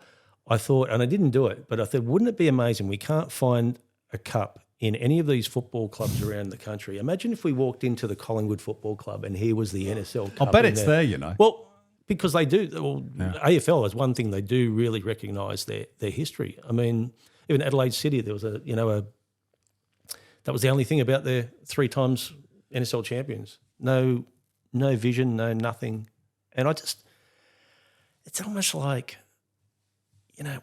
why aren't we celebrating that? I mean, I honestly don't know what the answer is, Coney. As I say, it's one of the reasons why I tried to start the Heritage Committee. And how long did that go for? Maybe 12 months. Look, in fairness, COVID, hit in the middle of it, which didn't help. And then Remo Nogarotto, who was a big believer in the history of the game being told, he was on the board, of course, of Football Australia, and then he left the board. And I don't think the appetite was there once he went. One of the things that we tried to do with the Heritage Committee, and this was based on an idea that originates in the UK. I don't know if you'd know of the blue plaques that are on the various buildings in the UK that commemorate where famous people lived or were born or worked. So, in this house, John Lennon was born, and they have this blue plaque. It's like a heritage plaque to mark places of interest for, cultural icons. And I had the same sort of idea for football in Australia, that we would go around various football places, some of which, might not even exist anymore as football places. Somewhere like and mark them. Foreshore Park down at where the first Matildas game. Well, it's Seymour Shaw Park. Seymour Shaw, yeah. So that was the only one we ever did, and I'm sad to say that it was a bun fight getting that thing done. And when it was finally presented, and I was there for the presentation to the Sutherland Sharks, who of course play at Seymour Shaw Park, the home of the first ever Matildas International, 1979. Yeah. And there's a great big Westfield logo all over the plaque, and I'd said to them, "Look, you can't put sponsors on. This has got to be a heritage thing. It's got to stand the test of time. If 150 years time Westfield no longer exists, people are going to go, what's Westfield?" That's right. But it's that we've got to survive till tomorrow, so we need the dollars, and that always takes precedence. One more very quick example. If you remember the centenary game, the first ever Socceroos match was played in 1922 against New Zealand, in New Zealand. And the Australian national team was only made up in those days of members from New South Wales and Northern New South Wales, if you want to class that as a separate federation, and Victoria. Or was it? No, Queensland. You're right. So the kit that they played in was sky blue with maroon, or maroon, as you say here. Yep. And that jersey, if you remember, in 2022, the centenary year, was brought out as a replica kit, which was fantastic. Yeah. It's a beautiful kit with an old-style Australian badge on with just an A and a kangaroo and a football. I think something like that. Yep. And they played this game against New Zealand, which was the centenary game. And I got in touch with the FA and I said, please tell me you're playing in the heritage kit. Please tell me you're playing in this kit. Because this is your once-in-a-lifetime opportunity to tell the story of those first ever Socceroos. And people will go, well, why are they wearing that kit? Oh, that's why they're wearing that kit. That's interesting. Didn't know that. There it is. That's it, with the maroon A. And I was told, no, we're wearing green and gold. And I said, you're kidding. Why are you wearing green and gold? Because we've done a commercial deal with Nike. And I said, you didn't think to exclude this? No. So again, that commercial imperative overrode our once-in-a-generation opportunity to tell this story very visually to a national audience. And we won't get that again for, well, at least another 50 years.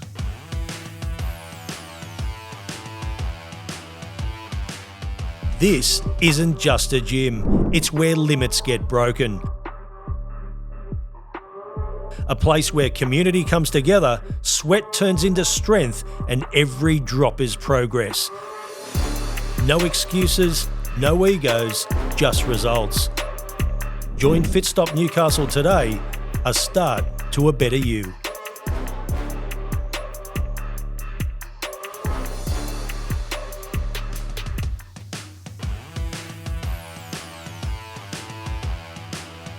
Conflicts of interest. So many. I mean, I spoke to Laurie McKinna a few weeks ago just in regards to, his dealings of running an A-League club in regards to even putting stuff on a website, sponsorship. You can't go to a drink. At the time, I did a little bit of work with the Jets when Con Constantine was the boss, and he got me one day a week trying to sell corporate boxes, and getting sponsorship. And I was told by someone from the Newcastle Jets that you're not allowed to go to any drink companies whatsoever. And I said, what do you mean? He said, because Solo are one of the major sponsors of the A-League. Yeah. I said, okay, can I go to a dairy, like a milk company? No. Orange juice? No. No drinks whatsoever. So then I thought I'll go up to the Newcastle airport and see whether they want to do it. No, sorry. Qantas, it's a major sponsor of the A-League. So it's isn't it hard where they want the clubs to be self-sufficient in regards to sponsorship, but then they narrow the playing field of who they can approach. Well, look, in fairness, I think that's now changed post-split. That was one of the club's major beefs, that they couldn't earn any sponsorship dollars because all the prime advertising spots were taken by Football Australia.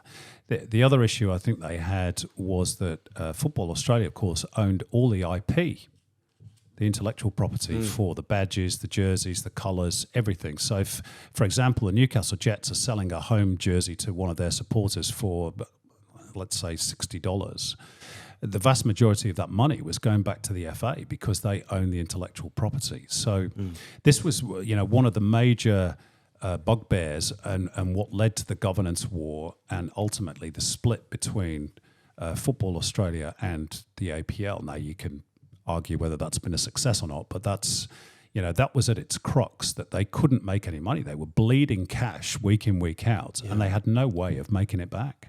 There was a time too when both of us were about to do some work for the Newcastle Jets. Yeah.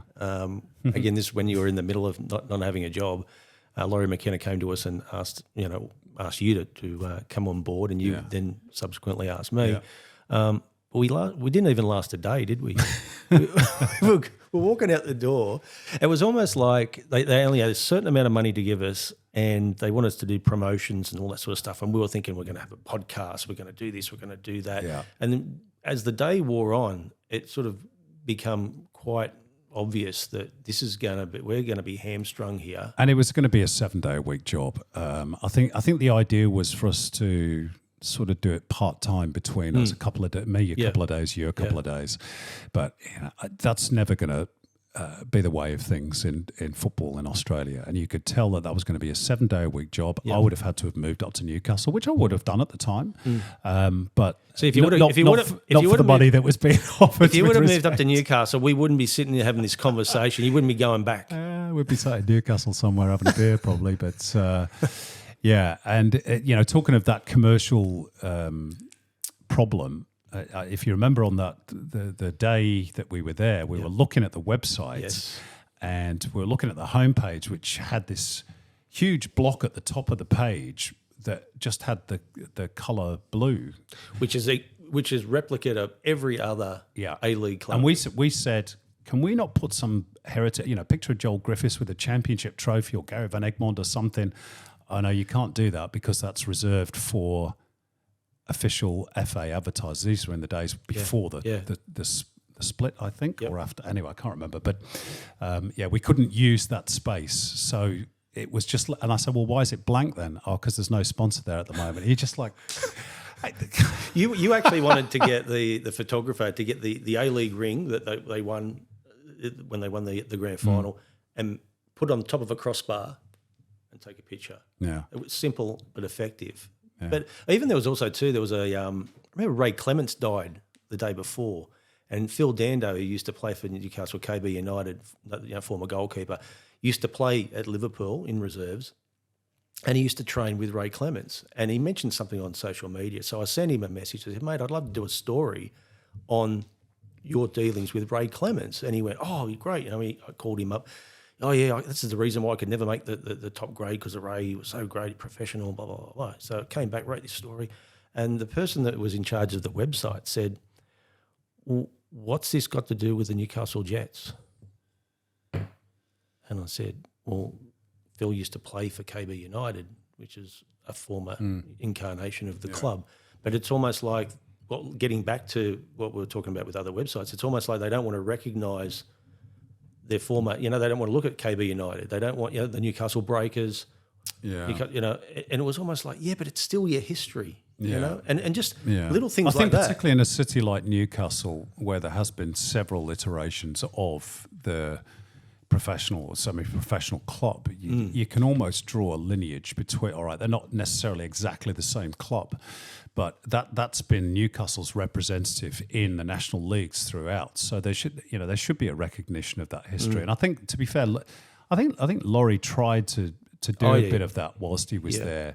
But you do run up against resistance. I remember when Perth Glory wanted to celebrate in 2007 their 10-year anniversary as a club, and they weren't allowed to by Football Australia. They said, no, you're a new entity that started in 2005, the same as all the other A-League clubs. I mean, it's just ridiculous. They'd won National League titles. I mean, that's changed now, but at the time there was a real barrier that the past is a foreign country that shall not be spoken about. We had it as broadcasters. We had edicts that the NSL in those early years, first 2 or 3 years, was not to be mentioned. We were not to make reference to the National Soccer League because, of course, John O'Neill had come in with the old soccer, new football. We're moving away from all that. So, it was almost like your embarrassing uncle that you weren't allowed to talk about in the family. It's ludicrous. It's changed now, but for a long time that was the case. Talking about the embarrassing uncles, we've got another tribute coming up, as we were just talking about him just a moment ago when we were at the Jets.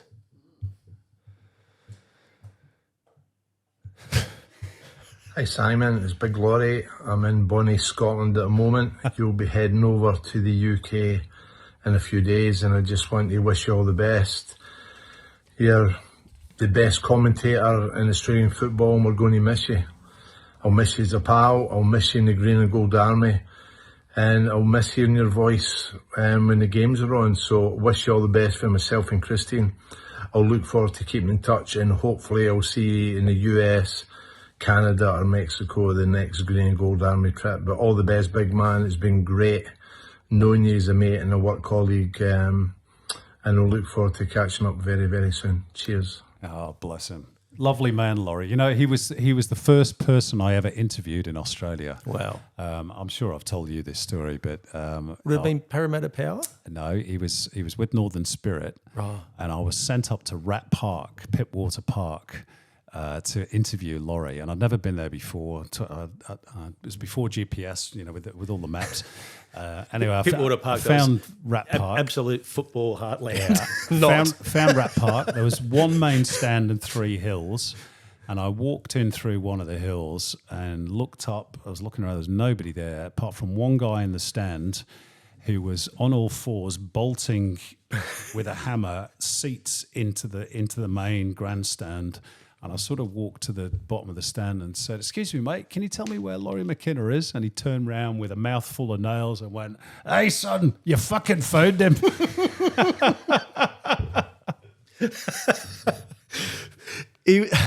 He's one of a kind, isn't he? Oh, he's brilliant. And the sad thing about it, we talked about it when he was on a few weeks ago, how he lost nearly $375,000 at the Jets, putting his own money in. Just to keep the place alive and keep the electricity bill going, so the lights were still on. That's Laurie. But how many Big people heart. do that? Big heart. Lovely fella. Yeah. I was just going to say, a lot of the podcasts that I've seen with you on, there's always one thing that burrs you up. What do you reckon it is? I don't know, the Uruguay game.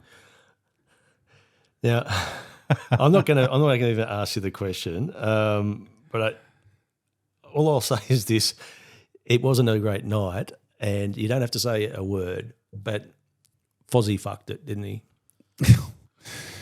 Well, actually, he didn't in the end. I thought that he'd fucked it, but as it's turned out, he didn't. He was echoing what every Australian fan was thinking at that moment, and I've said this as well on podcasts before. It was actually a good lesson for me in many ways because I came home after that. Look, can I just say, I was delighted that Australia qualified. Yeah, it was a fantastic night from the football side of things, but I thought the commentary was poor and hindered by the fact that Fozzie was so emotionally involved in the outcome that he just sort of, randomly threw things out all over the commentary, which made my job pretty difficult.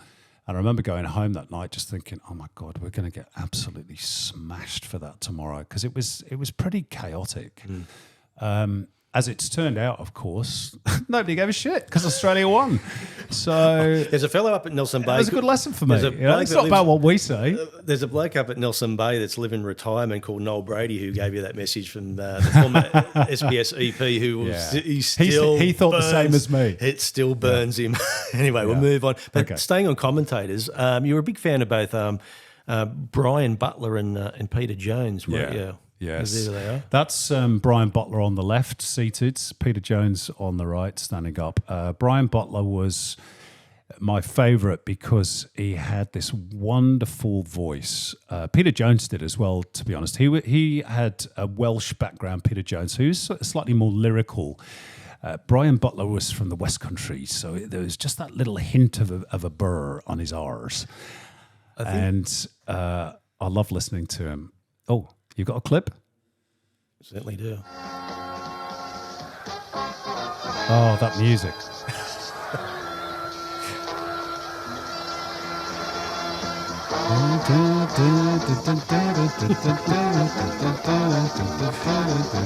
This was BBC Radio 2 back in my childhood. Tonight, Ron Greenwood is looking for That's the right Peter sort Jones. of performance from his England team as the World Cup finals get closer and closer. After this, there's just Scotland at Hampden Park, Finland in Helsinki, and then it's Spain and the big time.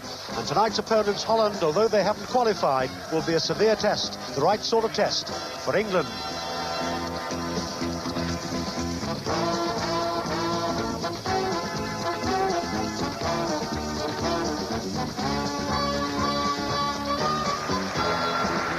Well, this is Peter Jones at Wembley, and already with just 14 minutes gone in this first half, Holland have proved that while they may not have the class and the style of their two great World Cup finalist teams in West Germany in 1974 and again in Argentina in 1978, they still have all the sort of style you expect from a Dutch side.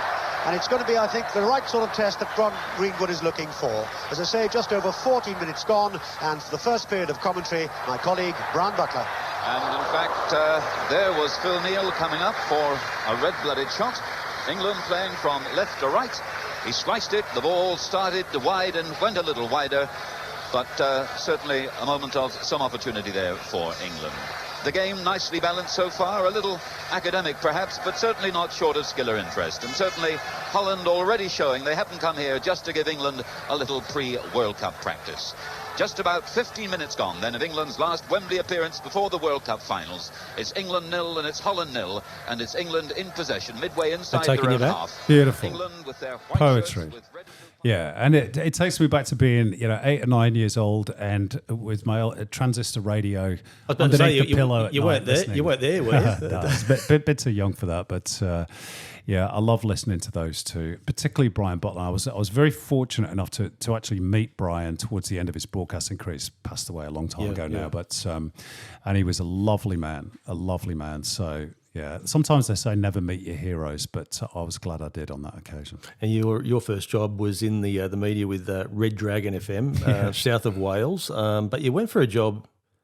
It wasn't a sporting job at first, was it? No, I went for a job as a commercial copywriter after I did my postgrad in journalism, written journalism.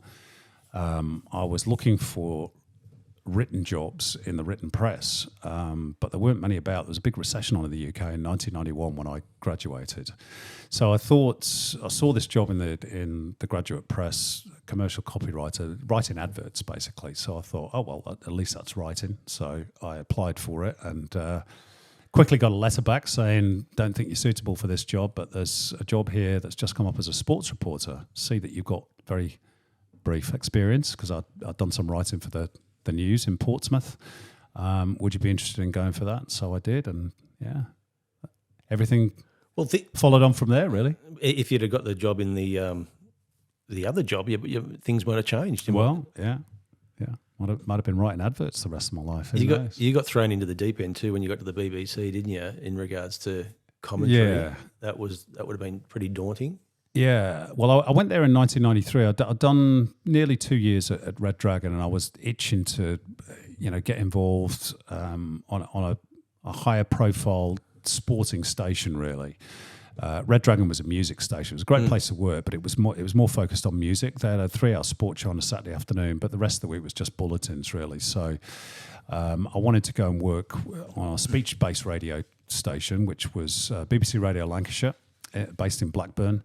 And in August of that year, Guy Havord, who was the sports editor and is still a very close friend of mine to this day, said, right, first week of the new season, Simon, you're going down to Stamford Bridge. You're doing second half commentary on Chelsea against Blackburn Rovers. And I was like, I've never done commentary before.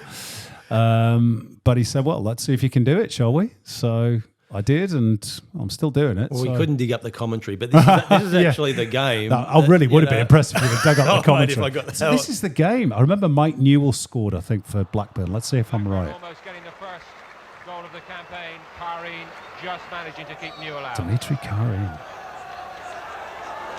Ooh, the cars behind the goal.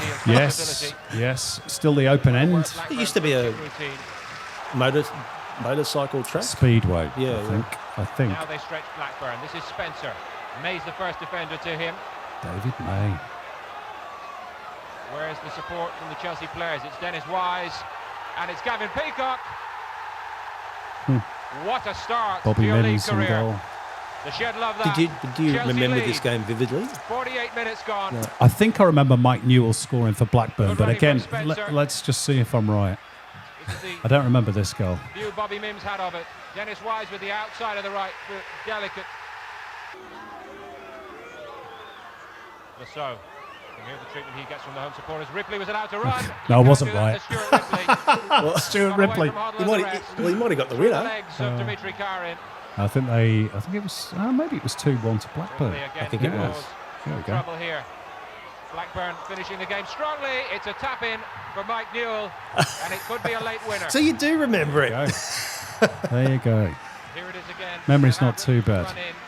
But I mean, to do that would never happen these days, to get thrown into the fire like that, would it? I don't know. Maybe in local radio, it's possible, but again, I'm not quite sure. How big their coverage is of their local football clubs these days. But that was the way most of us started. When I was coming through, John Champion was at BBC Radio York. He's now obviously worldwide fame. Peter Drury came through local radio, I think, as well. Yeah. It was the starting ground for a lot of us. So good testing ground.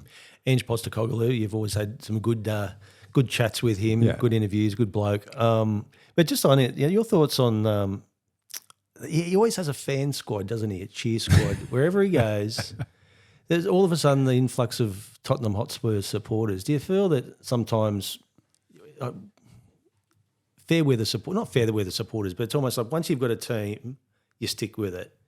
Yeah. Look, you don't like people that have 14 other clubs. I sort of understand. Well, I mean, we should have taken the mickey out of Ray Gatt, really, because he's got more clubs than Jack Nicklaus. Only kidding, Gatty. We always have that joke with him. I think he does Boston Red Sox as well. I think he's a fan. But I think in Australia, I get it to a degree because you want heroes in this. You want football heroes in this country, and. Obviously, Ange is breaking the glass ceiling for Australian coaches, doing a fantastic job. So I understand that people want him to do well. I'm not quite sure I understand jumping on one club and then hopping off to go on the next one just because he's changed clubs or he's been sacked or he's decided to go or whatever. But I understand it to a certain degree. I think it's very indicative of modern football. I think a lot of younger people these days follow players rather than clubs or coaches. So I understand it to an extent, but me, obviously I'm a traditionalist and I grew up in a different part of the world where it was all about your club. I had favourite players. Of course, my favourite player was Colin Bell. I loved him, but I didn't stop supporting City when he retired. It was about the badge and the club for me. And I think for most people of our generation, it was the same. Yeah, you're going back to England. I suppose back to a place, Portsmouth. That's sort of where you sort of started. You went to university there. Why Portsmouth? Well, you're right, full circle, really. Portsmouth is where I went to university and did my journalism training as well. It's where I got my first job, only freelancing for the news in Portsmouth, writing match reports on the Pompey youth team. You loved writing, didn't you? Loved it, still do. Because that's pretty much what you were That's what I wanted to do. Yeah, that's what I wanted to do, but took a diversion into broadcasting because that was just the opportunity that presented itself, really. So it's a city that I know very well. I like it, and 3 of my best friends still live there. It's only an hour and a half from London, which is probably where a lot of my work is going to be if I get any work. So it ticks all the boxes, really. So yeah, I'm looking forward to it. I haven't lived there since 1990, so looking forward to going back. And mum and dad are still alive and kicking over there. How old are they? Yeah, my dad's 91. My mum is 90. There they are. The old codgers. They look like they're going to go for another couple of decades. They're in good health at the moment, touch wood. I'm very fortunate at my age to still have them both. Was that a big influence on your decision as well? It's a part of it, definitely. It'd be nice to go. I was saying to my partner the other day that I hadn't spent a Christmas with my family in 30, 35 years. Wow. Since I was in my 20s, really, because I was always either working or I've been over here. So it'd be nice to go and do that perhaps before it's too late, and spend a bit of time with them. Reconnecting with being English again. Yeah. I am English. Mm-hmm. So George is a bit of a character, isn't he? George, my dad. Yeah. There was a good picture where you when you went back. There's a bit of a story behind that game, isn't there?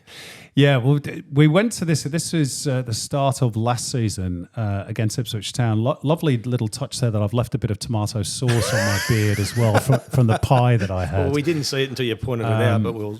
But it was 50 years almost to the day that my dad took me to my first ever game, which was at Main Road, the old Main Road, City against Ipswich. And 50 years later, they were playing Ipswich again. So there we were. He hadn't been for a couple of years because the old fella doesn't walk too well these days. He's got bad knees, bad back, all that sort of stuff. And it was a bit of a struggle for him, but we got him in and we got to watch a game together again. It was great. Well, I'm sure they were better that day than they were 50 years ago. Yeah, because we won this time. In 1974, they lost. So, we got to win. Also, your late sister Fiona, you still miss her? Yeah, of course. When you lose a sibling, you never quite get over it. It leaves a hole in your life. And I always say that the most difficult thing for me was to adjust to being an only one, because I'd always been one of two. It was always me and her and me. And then all of a sudden there was just me, which was very hard. But there's not a lot you can do about it. She passed away in 2009. And, she's missed a lot of anniversaries and, her kids have grown up. One's just had a child of his own. Yep. So she would have been a grandma. So it's tragic that she's missed out on all that. But, what can you do? She lives on in your memories. Yeah, yeah. Someone who's also close to your heart, Cello. There he is. As we said before, tinker. He's out for the day, but it's a bit bigger than that now. I know. Well, I think we've got another one. And somehow you've implanted a Gene Simmons tongue into him. The trick to that photo is have a treat in front of the camera. And he's always got his eyes on the prize. I was actually tossing up between. I didn't know what I was going to encounter when I first turned up here today. I thought he was going to greet me, and I was like, I should have brought one of those squeaky toys to keep him occupied. Yeah, but he's a great dog. Is the house over in Portsmouth dog friendly? It's going to have to be. Yeah. It'll be fine. It'll be fine. Look, what's been the best thing about being in this country, working? That's a good question. Both football and non-football. Yeah, I think football-wise, just being able to be a part of some mad journey. When I arrived in 2003, there was no A-League. The Socceroos hadn't qualified for a World Cups in '74. The Matildas weren't even a thing, really. And the game was very much on the periphery. And, even though it's not where I want it to be today, it's certainly better than it was then. There's no doubt about that. So to be a part of that journey, and I've had some amazing experiences, particularly with the Socceroos, going overseas to some unbelievable places that I'd never dream of visiting, like Kyrgyzstan or Honduras, Uruguay, Vietnam, all over the Middle East. So, that's been a real privilege. There you go. That's Bishkek. Jeez, look at you there. The capital of Kyrgyzstan. Yeah, I look a bit different there, don't I? And can I tell you a little story about, see this little platform here? That's actually a piece of balsa wood that was just balanced over 3 tiers of seats. And the audio technician said to us in broken Russian, "Do you stand up when you talk? Do you move about?" And I said, "Well, not normally." He said, "Okay, good. Because if you move about, you'll probably fall through the balsa wood. So try and stay as still as possible." So those some of the crazy experiences we've had. It was fantastic. Were you by yourself in that one? No, I meant obviously by myself in that photo, but no, Andy Harper was with me, and Murray Shaw. So we had some great trips. You couldn't let Andy slip through the cracks, could you? Just in regards to, I suppose, your time here, what's the moment, that capsulates everything for you? The one that you love the most? It can be something that's not what we'd expect or think. The moment that I love the most. Can I be greedy and have 2? I would say that from purely a football perspective, the World Cup in Germany 2006, the game against Japan, that was special. First ever win for the nation at a World Cup finals, first ever goal, and I was privileged enough to call it live on SBS. So that was a real highlight. I would say away from football, just the love that I got from the football community when I A, left Fox, and B, announced I was leaving Australia. The football community in this country, it's a dysfunctional family at times. We argue amongst ourselves and we fall out and we don't agree on stuff. But when they come together, they're amazing. And for me, and there's always exceptions, obviously, there's 1 or 2 people probably going, good riddance. But, the vast majority of people have been so kind to me, so supportive. I couldn't have wished for a better place to have spent the vast majority of my working life, because I always knew that I had them at my back. They would always support me because they knew I was one of them, really. I was a football fan. It was in my blood. And I just wanted the game here to succeed. And I didn't always get it right. You can't always get it right as a broadcaster, but people, I think, saw that I was genuine in my love for the game and my love for the game here, wanting it to succeed. And so they backed me almost 100%. It was staggering, the support I got and still get from people. So, I'll always be so grateful for that. And there'll always be a piece of Australia in me because of that. When this podcast drops, you'll actually already be in England, because you actually said you didn't want this podcast to come out until you're back overseas. Was there a reason for that? Are you a bit worried? No, not worried necessarily. I just thought it would be a nice sort of postscript. and by then it's time for me to move on to other things, and probably for football people in Australia to move on to other things as well. They've probably seen enough of my long goodbyes. I don't think so. Look, for me, you're like the sheriff that stood up for all things football.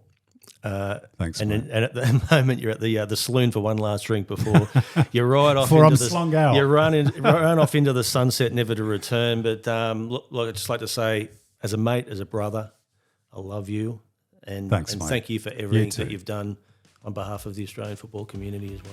Thank you, mate. Thanks, Simon.